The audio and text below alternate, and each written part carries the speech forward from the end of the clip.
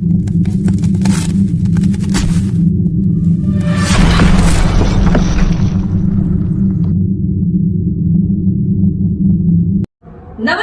मैं आपके साथ आयुषी और आप देख रहे हैं बीबीसी एक्सप्रेस न्यूज चैनल। चलिए बढ़ते हैं आज की तमाम बड़ी खबरों की तरफ। कलेक्टर आशीष सिंह ने कहा 15 दिन बाद जिले में कोई भी बच्चा भीख मांगता हुआ नहीं दिखाई देगा।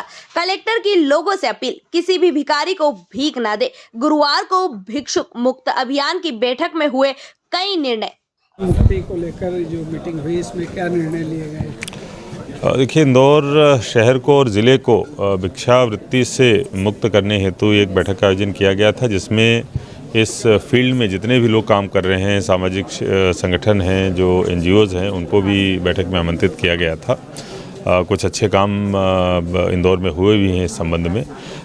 चूँकि एक बड़ी समस्या है और इसका जो निदान है वो चरणबद्ध ढंग से हमको ढूंढना होगा, इसीलिए पहले चरण में लगभग 3,500 के आसपास ऐसे बच्चे हैं जो अलग अलग चौराहों पे, अलग अलग जगहों पर भिक्षावृत्ति में संलग्न हैं। तो हमने पहला उद्देश्य अपने लिए रखते हुए पहले बच्चे जो भिक्षावृत्ति में संलग्न हैं उनको हम लोग टारगेट कर रहे हैं। उनको कैसे एजुकेशन से जोड़ा जाए, उनके पेरेंट्स की कैसे काउंसलिंग करी जाए और उनको इस वृत्ति से जो है तत्काल निकाला जाए। अभी हम लोग तत्काल इस पर काम करना शुरू करेंगे और इसके लिए जो हमारी चाइल्ड हेल्पलाइन है, महिला बाल विकास की, विभिन्न NGO हैं, सामाजिक न्याय विभाग है और CO स्मार्ट सिटी जो इस पूरे आयोजन के नोडल हैं, उनको निर्देशित किया गया है। ये सब लोग इसमें इस दिशा में काम करेंगे। 15 दिन की हमने अपने लिए एक आयोजना रखी है और हम लोग 2-3 दिनों में काम करना स्टार्ट करेंगे और सुनिश्चित करेंगे कि 15 दिनों के अंदर ही सभी बच्चों को इस दिशा में हम लोग काउंसलिंग करके और शिक्षा से जोड़कर भिक्षावृत्ति से पूरी तरीके से अलग कर। सर, सर्वे जो पाए गए हैं, देखिए, लगभग जो संख्या है वो बदलती रहती है अलग अलग सीजन में और अलग अलग महीनों में, लेकिन फिर भी ये संख्या जो है मुझे लगता है 6-7 हज़ार के आसपास कम से कम है और जिसमें से लगभग आधे जो हैं वो बच्चे भिक्षावृत्ति में संलग्न हैं। कोई परंपरागत रूप से या कोई अपनी प्रथा मान के भी कुछ लोग ऐसे इसमें? देखिए, कई प्रकार के इसमें प्रोफाइल हैं। इसमें कई सारे ऐसे लोग भी हैं जिनको थोड़ी मानसिक रूप से समस्या है, कुछ लोग ऐसे हैं जो शारीरिक रूप से निःशक्त हैं, कुछ बच्चे हैं, कुछ बाहर के भी लोग हैं और कुछ ऐसे भी जो पारंपरिक रूप से कुछ समुदाय हैं जो इस काम में लगे रहते हैं, वो भी इसमें शामिल हैं। सर, कोई टारगेट दिया गया है कि कब तक भिक्षुक मुक्त इंदौर?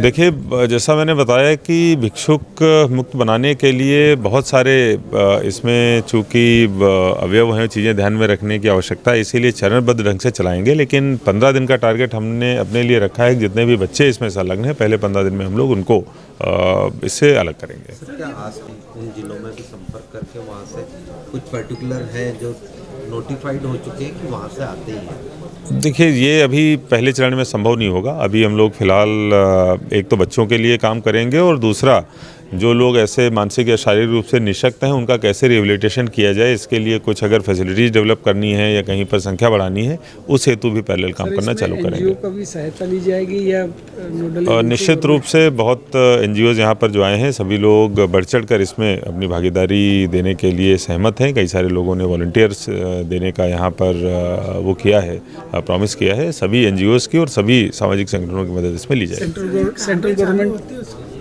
चालू तो हो जाती है, फिर उसमें बहुत तकलीफ जी, चूँकि बहुत चुनौतीपूर्ण काम है और अलग अलग तरीके की समस्याएं आती हैं, तो निश्चित रूप से इसमें समस्याएं आगे भी आएंगी, लेकिन हर समस्या का निदान किया जाएगा। सेंट्रल गवर्नमेंट इसमें कोई फंड्स अवेलेबल करा रही है? देखिए, सेंट्रल गवर्नमेंट की तरफ से एक जो स्माइल प्रोजेक्ट चल रहा है उसमें 50 भिक्षुकों के रिहेबिलिटेशन की योजना है। उस हेतु काम पहले से ही चालू हो गया है, लेकिन वो केवल 50 भिक्षुकों के लिए। पब्लिक से कोई अपील करेंगे?